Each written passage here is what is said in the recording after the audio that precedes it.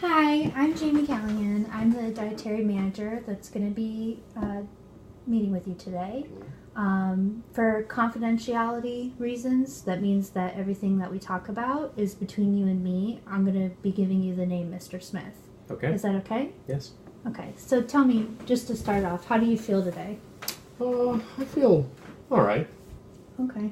And from what I understand, you met with your primary care doctor last week. Yes. And he diagnosed you with gout, is that right? That's correct.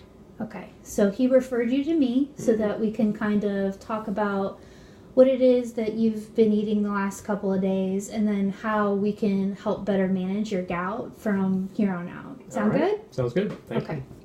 So I just have a couple of questions that I want to ask first.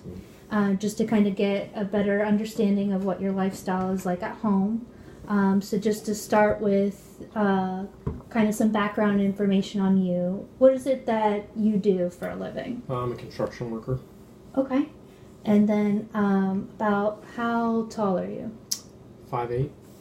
I just want to check and make sure that the information that I have is accurate. Okay. Okay. And then about how much do you weigh? 165. Okay. And then would you say that, because as a construction worker, would you say that you're a pretty active guy on your every feet? day for the most part, yes. Okay. All right. Well, that gives me a little bit of information about you. I just want to start talking about what kind of foods you like to eat. Okay. Tell me, what is a typical dinner for you like? Well, I usually go with something quick I can grab because I've been working all day, and so fast food or something from the grocery store that's pre-made or frozen. Ones. Okay. So you eat on the go a lot. Like, what kind of fast food places are we talking about? Like Wendy's. Okay. Subway. And how many nights out of the week would you say that you do that? Could be 4 or 5, maybe. Okay.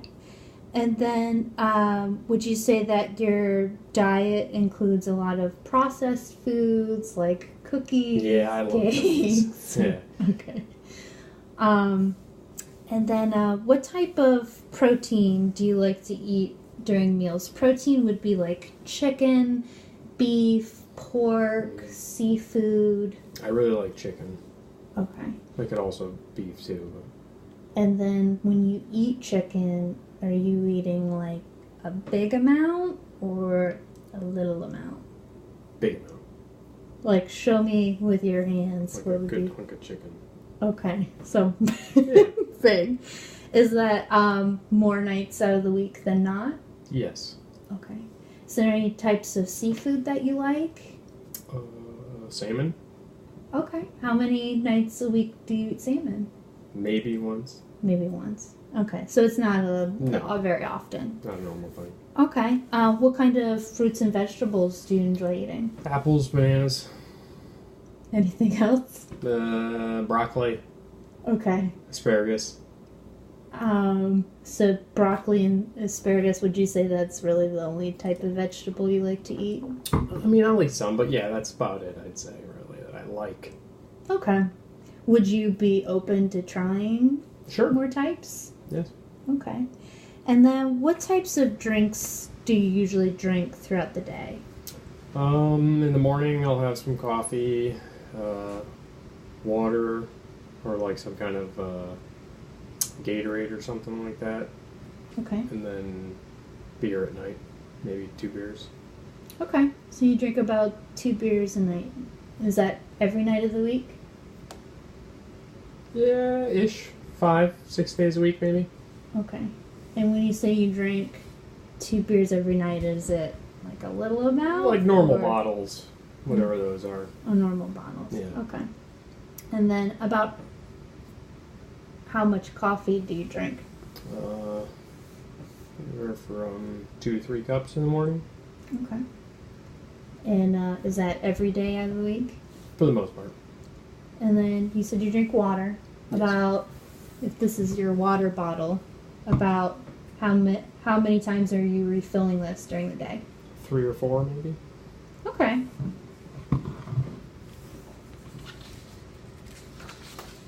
So I see that you did fill out your diet record over the last 3 days, and then we did kind of verify the information of how tall you are, how much you weigh, how active you are, and based on that information, you should be eating about 3,000 calories a day. Okay. Do you think it's about that much?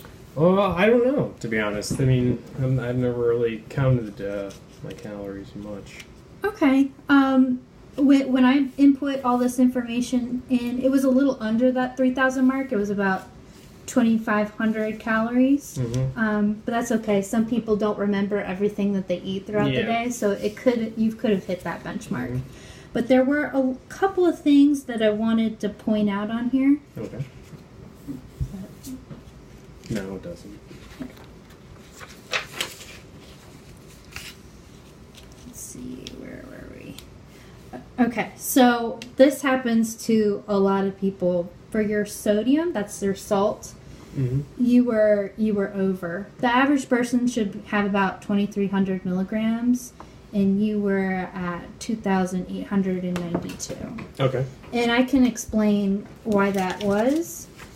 Beer has a lot of salt in it. Okay. You said that you eat a lot of processed foods and fast foods, which are really high in salt. Okay. Looking through what you ate, I saw a lot of dairy. Dairy has cheese in it. Even meat, even when it's boneless, skinless baked chicken like you were eating, mm-hmm. it still has a lot of salt in it. And then all of you said you like cookies, yep. cakes, that kind of stuff. That's really high in salt. And then, let's see what else. So most of your vitamins and minerals were okay. You were under on a few things like zinc and vitamin D. And right here, this is the linolenic acid. It's like an inflammatory marker, okay. And sometimes that's off when we have problems like gout, like you have. Mm-hmm. So we can talk about some foods that you can be adding to your diet that'll help boost that up. Okay. And then also your vitamin K was a little low and choline was a little low. And then breaking down the types of foods that you eat. For your grains, because you were eating a lot more processed foods, you were good for refined grains, but whole grains, or do you know what whole grains are? Not really. Okay, whole grains would be types of grains like oatmeal, quinoa, okay. barley, buckwheat. Have you ever heard of those kinds of foods before? Okay. So adding a little bit more of those to your diet as opposed to the things you get from the bakery that taste really good, would be helpful. And then you were a little low for veggies. You said, what was it, broccoli and asparagus. We need to add a couple more variety mm-hmm. for the fruits and veggies that you like to eat. And then you were almost on target with fruit. Okay. And then cut back a little bit on the dairy. High in salt and fat. I know, it's so good. And then maybe cutting back on the size of the proteins that you were eating. Okay. When you described how much you eat. Should be more of this. Yeah. Okay. More like that 4 to 6 ounce range, okay. which is usually probably like the size of your palm. Okay. So let's talk about goals.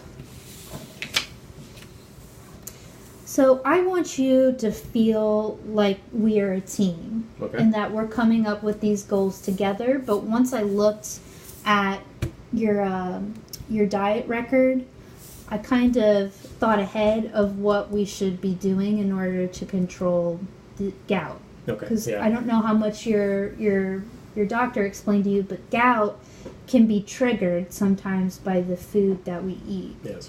So, like we've already said, cutting back on the processed stuff and the fast food and focusing more on some of the healthier types of food is going to help control your gout from flaring back up.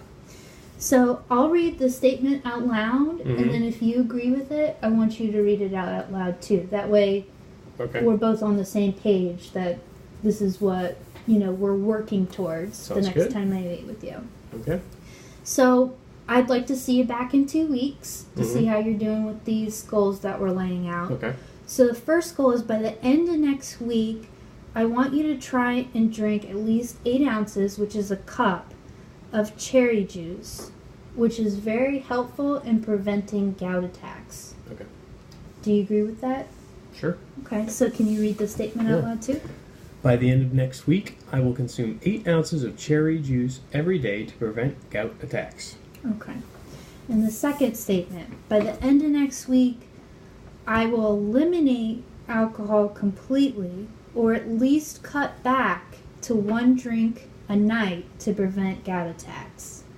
So this goal is, beer is one of the number one things that triggers gout attacks. Do you feel like... I think I could cut back. You could cut back? Yeah. Okay. So if you agree with the statement, I'd like it if you'd read it out loud, please. By the end of next week, I will eliminate alcohol completely, or at least cut back to 1 drink a night to prevent gout attacks. Perfect. Okay. The next statement, by the end of next week, I will attempt to add at least 5 servings of fresh fruits and vegetables to my diet to prevent gout attacks. Sure. So the fruit and vegetables are a great way of, once you eliminate something from your diet, like the alcohol and the more processed foods, you got to put something back in. Okay. So I'd like you to work on, adding more variety to the veggies you like, and then adding variety to the fruits you like, other than just, you had told me apples and bananas. Yeah. So if you agree with that, I'd like you to read the statement aloud then. By the end of next week, I will attempt to add 5 servings of fresh fruit and vegetables to my diet to prevent gout attacks. And then, so by the end of next week, this is the next statement, I will have tried 1 low purine omega-3 rich seafood dishes to my diet to prevent gout attacks. Right. So it was kind of like how when we looked over your nutritional analysis, I said something about how there was an inflammatory marker that was off. Yes. So fish are a great source of omega-3s. That's going to help that inflammation in your body that can trigger gout attacks. So because you said that you eat salmon 1 night a week, that's great. That's a great source of omega-3. So just keep doing that. It's also a low purine type of fish, and I'm going to give you a handout as to what foods are high and low in purines. All right. Purines are, if they're high in our diet, that's what triggers gout attacks. Did your primary care doctor explain that a little bit? Okay.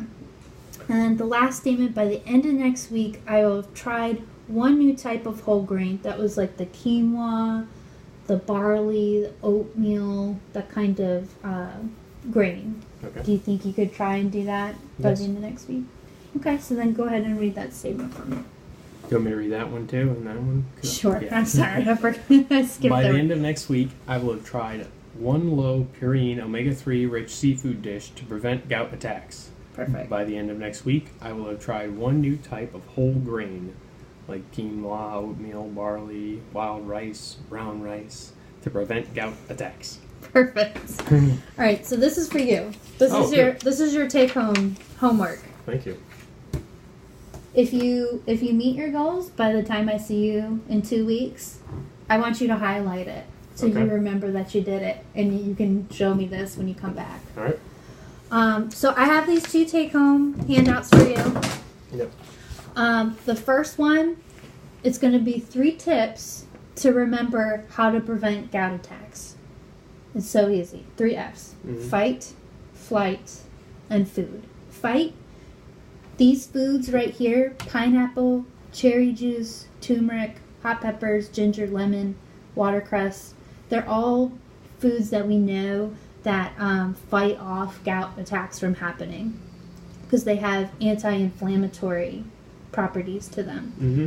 Flight, I know you're very busy with work, but on your days off, if you feel like adding a little bit of exercise, try and walk, swim, or bike for 30 minutes because exercise helps prevent gout flare-ups. Okay. And then food, avoid purine-rich food like beer and other types of purine-rich food, which I love this handout because it explains what you should eat and what you shouldn't.